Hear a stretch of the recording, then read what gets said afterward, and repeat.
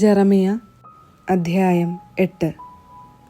കർത്താവ് അരുളി ചെയ്യുന്നു, അക്കാലത്ത് യൂദാ രാജാക്കന്മാരുടെയും പ്രഭുക്കന്മാരുടെയും പുരോഹിതന്മാരുടെയും പ്രവാചകന്മാരുടെയും ജെറുസലേം നിവാസികളുടെയും അസ്ഥികൾ കല്ലറയിൽ നിന്ന് പുറത്തെടുക്കപ്പെടും. അവർ സ്നേഹിക്കുകയും ശുശ്രൂഷിക്കുകയും അന്വേഷിക്കുകയും അനുഗമിക്കുകയും ആരാധിക്കുകയും ചെയ്ത സൂര്യചന്ദ്രന്മാരുടെയും ആകാശശക്തികളുടെയും മുൻപിൽ അവ നിരത്തി വയ്ക്കപ്പെടും. ആരും അവ ശേഖരിച്ച് സംസ്കരിക്കുകയില്ല. ചാണകം പോലെ അവ ഭൂമുഖത്ത് ചിതറിക്കിടക്കും.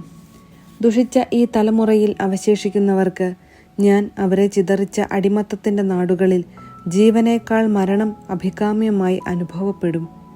സൈന്യങ്ങളുടെ കർത്താവ് അരുളി ചെയ്യുന്നു. പാപവും ശിക്ഷയും നീ അവരോട് പറയുക. കർത്താവ് അരുളി ചെയ്യുന്നു. വീണവൻ എഴുന്നേൽക്കുകയില്ലേ? വഴിതെറ്റിയവൻ മടങ്ങി വരാതിരിക്കുമോ? എന്തുകൊണ്ടാണ് ഈ ജനം ഒടുങ്ങാത്ത മാത്സര്യത്തോടെ മറുതലിക്കുന്നത്? വഞ്ചനയിലാണ് അവർക്ക് ആസക്തി. തിരിച്ചു വരാൻ അവർക്ക് മനസ്സില്ല. അവർ പറയുന്നത് ഞാൻ ശ്രദ്ധിച്ചു കേട്ടു. അവർ സത്യമല്ല പറഞ്ഞത്. എന്താണ് ഞാൻ ഈ ചെയ്തതെന്ന് പറഞ്ഞ് ഒരുവനും തൻ്റെ ദുഷ്ടതയെക്കുറിച്ച് അനുതപിക്കുന്നില്ല.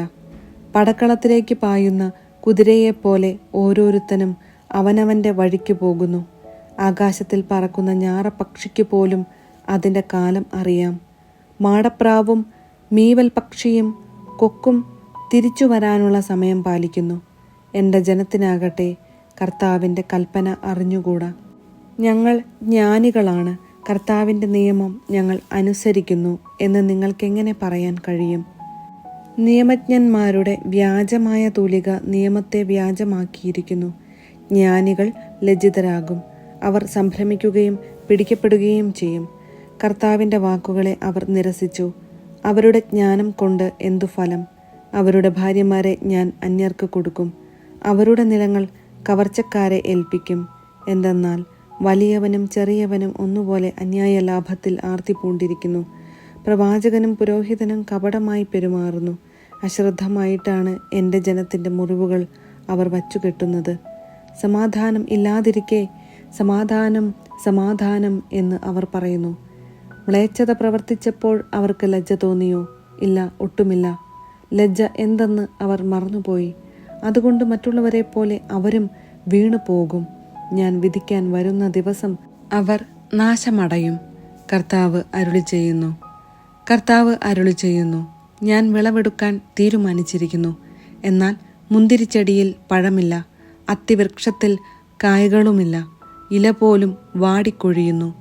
അതിനാൽ അവരുടെ നേരെ ഞാൻ വിനാശകനെ അയക്കും. നാം എന്തിന് ഇങ്ങനെയിരിക്കുന്നു? നമുക്കൊരുമിച്ച് ഉറപ്പുള്ള നഗരങ്ങളിലേക്ക് പോകാം. അവിടെ വെച്ച് നാം നശിച്ചുകൊള്ളട്ടെ.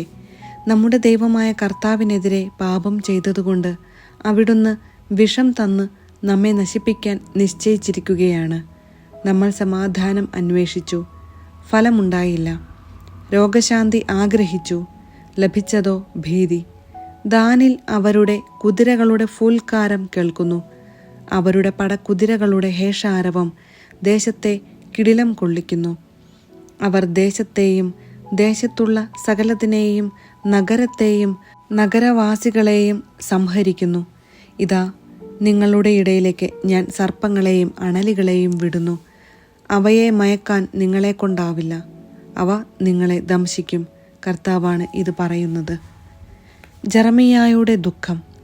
ശമനമില്ലാത്ത ദുഃഖത്തിലാണ് ഞാൻ. കഥനഭാരം ഹൃദയത്തെ മഥിക്കുന്നു.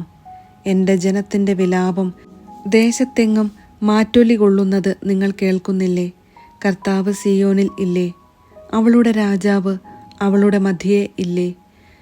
അവർ തങ്ങളുടെ കൊത്തുരൂപങ്ങൾ കൊണ്ടും അന്യദേവന്മാരെ കൊണ്ടും എന്തിനാണ് എന്നെ കുപിതനാക്കിയത്? വിളവെടുപ്പ് തീർന്നു, വേനൽക്കാലവും അവസാനിച്ചു. എന്നിട്ടും നാം രക്ഷപ്പെട്ടില്ല. എൻ്റെ ജനത്തിൻ്റെ മുറിവ് എൻ്റെ ഹൃദയത്തെയും വ്രണിതമാക്കുന്നു. ഞാൻ ദുഃഖിതനാണ്. ഭീതി എന്നെ ഗ്രസിച്ചിരിക്കുന്നു. ഗിലെയാദിൽ ഔഷധമില്ലേ? രോഗശാന്തി നൽകാൻ അവിടെ വിഷഗ്വരനില്ലേ? പിന്നെ എന്തുകൊണ്ടാണ് എൻ്റെ ജനത്തിന് രോഗശാന്തി ഉണ്ടാകാത്തത്? ജെറമിയ അധ്യായം 9. യൂദായുടെ അകൃത്യങ്ങൾ. എൻ്റെ ശിരസ് ഒരു കണ്ണീർ തടാകവും എൻ്റെ കണ്ണുകൾ അശ്രുധാരയും ആയിരുന്നെങ്കിൽ, എൻ്റെ ജനത്തിൻ്റെ പുത്രിയുടെ നിഹതന്മാരെ ഓർത്ത് ഞാൻ രാപകൽ കരയുമായിരുന്നു. മരുഭൂമിയിൽ എനിക്കൊരു വഴിയമ്പലം ലഭിച്ചിരുന്നെങ്കിൽ ഞാൻ എൻ്റെ ജനത്തെ വിട്ട് അകന്നു പോകുമായിരുന്നു. വഞ്ചകരായ ഒരു കൂട്ടം വ്യഭിചാരികളാണ് അവർ. വില്ലുപോലെയാണ് അവരുടെ നാവ് വളയുന്നത്. സത്യമല്ല, കാപട്യമാണ് ദേശത്ത് ശക്തിപ്പെടുന്നത്. തിന്മയിൽ നിന്ന് തിന്മയിലേക്ക് അവർ നീങ്ങുന്നു. അവർ എന്നെ അറിയുന്നില്ല. കർത്താവ് അരുളി ചെയ്യുന്നു. ഓരോരുത്തനും അയൽക്കാരനെതിരെ കരുതലോടെ ഇരിക്കട്ടെ. ഒരു സഹോദരനിലും വിശ്വാസമർപ്പിക്കുകയും വേണ്ട. സഹോദരന്മാരൊക്കെ ചതിയന്മാരാണ്.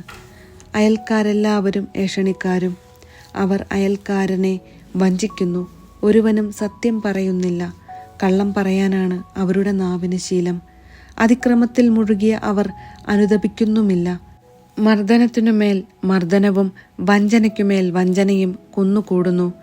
അവർ എന്നെ അറിയാൻ വിസമ്മതിക്കുന്നു. കർത്താവാണ് ഇതു പറയുന്നത്. സൈന്യങ്ങളുടെ കർത്താവ് അരുളി ചെയ്യുന്നു. ഞാൻ അവരെ ചൂളയിൽ ഉരുക്കി ശുദ്ധീകരിക്കും. എൻ്റെ ജനത്തോട് ഞാൻ മറ്റെന്താണ് ചെയ്യുക? അവരുടെ നാവ് മാരകമായ അസ്ത്രമാണ്. അത് വഞ്ചന പൊഴിക്കുന്നു. അയൽക്കാരനോട് സൗഹാർദ്ദമായി സംസാരിക്കുമ്പോഴും അവർ തങ്ങളുടെ ഹൃദയത്തിൽ കെണിയൊരുക്കുകയാണ്. കർത്താവ് ചോദിക്കുന്നു, ഈ കൃത്യങ്ങൾക്ക് ഞാൻ അവരെ ശിക്ഷിക്കേണ്ടതല്ലേ? ഇത്തരമൊരു ജനതയോട് ഞാൻ പ്രതികാരം ചെയ്യരുതെന്നോ? കുന്നുകളെക്കുറിച്ച് വിലപിക്കുവിൻ, മരുഭൂമിയിലെ മേച്ചിൽപ്പുറങ്ങളെക്കുറിച്ച് വിലാപഗാനമാലപിക്കുവിൻ. അവ ശൂന്യമായിരിക്കുന്നു, ആരും അതിലെ കടന്നു പോകുന്നില്ല. കന്നുകാലികളുടെ കരച്ചിൽ കേൾക്കാനില്ല. പക്ഷികളും മൃഗങ്ങളും അവിടം വിട്ടുപോയിരിക്കുന്നു. ഞാൻ ജെറുസലേമിനെ ഒരു നാശകൂമ്പാരവും കുറുക്കൻ്റെ സങ്കേതവുമാക്കും. യൂദായിലെ നഗരങ്ങളെ വിജനഭൂമിയാക്കും. ഇത് ഗ്രഹിക്കാൻ ആർക്ക് ജ്ഞാനമുണ്ട്? ഇത് വിളംബരം ചെയ്യാൻ ആരോടാണ് കർത്താവ് കൽപ്പിച്ചത്? ആരും വഴി നടക്കാത്ത വിധം ദേശത്തെ നശിപ്പിച്ച് മരുഭൂമി പോലെ പാഴാക്കിയതെന്തിനാണ്? കർത്താവ് അരുളി ചെയ്യുന്നു. എൻ്റെ നിയമം അവർ അവഗണിച്ചു. എൻ്റെ വാക്ക് അവർ കേൾക്കുകയോ അനുസരിക്കുകയോ ചെയ്തില്ല. തങ്ങളുടെ പിതാക്കന്മാരെ പോലെ അവരും തന്നിഷ്ടത്തിൽ മുറുകെ പിടിച്ച് ബാൽദേവന്റെ പിറകെ നടന്നു. ആകയാൽ ഇസ്രായേലിൻ്റെ ദൈവമായ സൈന്യങ്ങളുടെ കർത്താവ് അരുളി ചെയ്യുന്നു. ഈ ജനത്തെ ഞാൻ കാഞ്ഞിരം തീറ്റുകയും വിഷം കുടിപ്പിക്കുകയും ചെയ്യും. അവരോ അവരുടെ പിതാക്കന്മാരോ അറിഞ്ഞിട്ടില്ലാത്ത ജനതകളുടെ ഇടയിലേക്ക് ഞാൻ അവരെ ചിതറിക്കും. അവർ നിശേഷം നശിക്കുന്നതുവരെ വാൾ അവരെ പിന്തുടരും. സൈന്യങ്ങളുടെ കർത്താവ് അരുളി ചെയ്യുന്നു.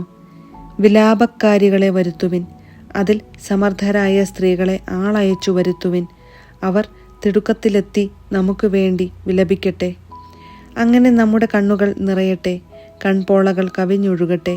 ഇതാ, സിയോനിൽ നിന്ന് ഒരു വിലാപസ്വരം. നാം നശിച്ചു, നാം അത്യന്തം ലജ്ജിതരായിരിക്കുന്നു. അവർ നമ്മുടെ വീടുകൾ നശിപ്പിച്ചു, നാട് നമ്മൾ ഉപേക്ഷിച്ചു. സ്ത്രീകളെ, കർത്താവിൻ്റെ വാക്കു കേൾക്കുവിൻ. അവിടുന്ന് പറയുന്നത് ശ്രദ്ധിക്കുവിൻ. നിങ്ങളുടെ പുത്രിമാരെ വിലാപഗാനം പഠിപ്പിക്കുവിൻ. ഓരോരുത്തരും അയൽക്കാരിയെ ചരമഗീതം അഭ്യസിപ്പിക്കട്ടെ. മരണം നമ്മുടെ കിളിവാതിലിലൂടെ കയറി വരുന്നു. നമ്മുടെ കൊട്ടാരങ്ങളിൽ അത് പ്രവേശിച്ചു കഴിഞ്ഞു. തെരുവുകളിൽ കുട്ടികളും പൊതുസ്ഥലങ്ങളിൽ യുവാക്കളും മരിച്ചു വീഴുന്നു. പറയുക, കർത്താവ് അരുളി ചെയ്യുന്നു.